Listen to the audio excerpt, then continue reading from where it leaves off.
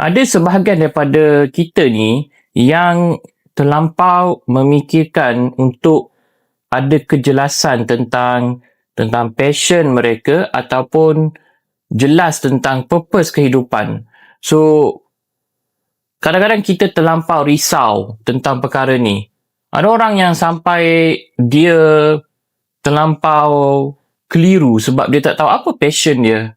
Apa yang membuatkan dia gairah dalam hidup ni, atau apa yang membuatkan mereka bermotivasi untuk hidup dengan lebih energetik, dengan lebih bersemangat.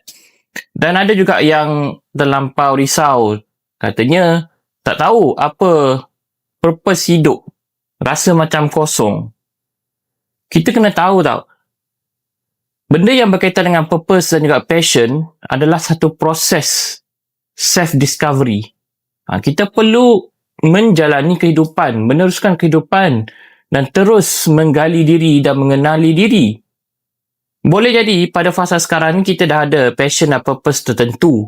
Tapi mungkin pada masa hadapan, benda tu boleh juga berubah. Jadi tak perlu risau kalau kita tak tahu sangat apa itu passion atau itu purpose. Teruskan explore, teruskan mencari. Tetapi jangan salah faham dengan tak berusaha langsung ataupun hanya membiarkan hidup dengan secara random saja tanpa berusaha untuk ada hala tuju dalam hidup.